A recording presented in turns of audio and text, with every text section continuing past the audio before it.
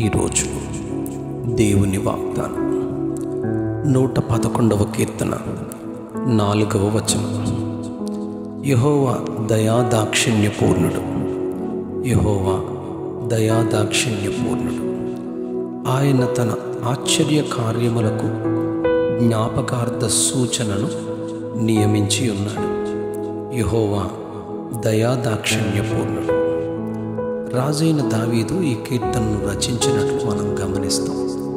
యెహోవా దయాదాక్షిణ్యపూర్ణుడని తన జీవితంలో అనుభవించి ఈ మాటలు చెబుతూ ఉన్నాడు. 103వ కీర్తన 8వ వచనంలో యెహోవా దయాదాక్షిణ్యపూర్ణుడు, దీర్ఘశాంతుడు, కృపా సమృద్ధి గలవాడు, ఆయన ఎల్లప్పుడూ వ్యాజ్యమాడువాడు కాడు, ఆయన నిత్యము కోపించువాడు కాడు, మన పాపములను బట్టి మనకు ప్రతీకారము చేయలేదు, మన దోషములను బట్టి మనకు ప్రతిఫలం ఇయ్యలేదని దావీదు చెబుతున్నాడు. 145వ కీర్తన 8వ వచనంలో కూడా మరొకసారి దావీదు ఆయన దయాదాక్షిణ్యములు గలవాడని, దీర్ఘశాంతుడు, కృపాతిశయము గలవాడని, ఆయన అందరికీ ఉపకారి అని, ఆయన కనికరములు ఆయన సమస్త కార్యముల మీద ఉన్నవని, దేవుని కనికరమును, కృపను, దీర్ఘశాంతమును, కృపాతిశయమును దావీదు గణపరుస్తూ ఉన్నాడు. 86వ కీర్తన 15వ వచనంలో ప్రభువా, నీవు దయాదాక్షిణ్యములు గల దేవుడవు, దీర్ఘశాంతుడవు, కృపాసత్యములతో నిండినవాడవు అని ఆయనను పొగుడుతూ ఉన్నాడు. 86వ కీర్తన 5వ వచనంలో కూడా ఆయన దయాళుడని, క్షమించుటకు సిద్ధ మనస్సు గలవాడని దావీదు ఆయనను కొనియాడుతూ ఉన్నాడు.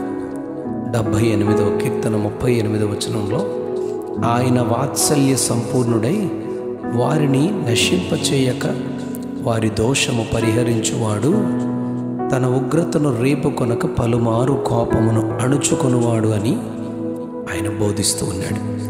యెషయా గ్రంథం 57వ అధ్యాయం 16వ వచనంలో నేను నిత్యము పోరాడువాడను కాను, ఎల్లప్పుడూ కోపించువాడను కాను, అలాగుండిన ఎడల నా మూలముగా జీవాత్మ క్షీణించును, నేను పుట్టించిన నరులు క్షీణించిపోవుదరని ప్రవక్త అయిన యెషయా ద్వారా దేవుడు మాట్లాడుతున్నాడు.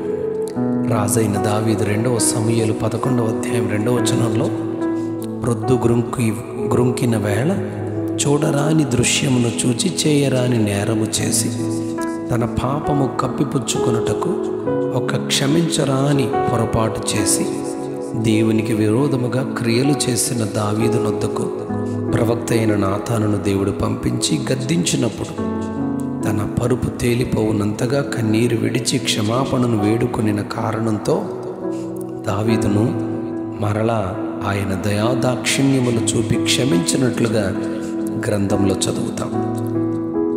న్యాయాధిపతుల గ్రంథం 16వ అధ్యాయం 28వ వచనంలో ఈ ఒక్కసారికి నన్ను జ్ఞాపకము చేసుకునమని తన తప్పిదాన్ని బట్టి సంసోను దేవుని కన్నీరు విడిచి వేడుకున్నప్పుడు తన మొదటి బలాన్ని ఇచ్చి శత్రువులపై పగ తీర్చుకొనుటకు బలపరిచిన దేవుని దయాదాక్షిణ్యములను మనం అక్కడ గమనిస్తాం. యోనా గ్రంథంలో 3వ అధ్యాయం 10వ వచనంలో నినివే పట్టణస్థుల దోషము దేవుని దృష్టికి బహు భయంకరమైనదిగా ఉన్నందున యోనాను పంపించి దేవుని కోపము, ఉగ్రత దేశస్థులందరి మీదికి వస్తుంది అని దేవుడు చెప్పమన్నాడు.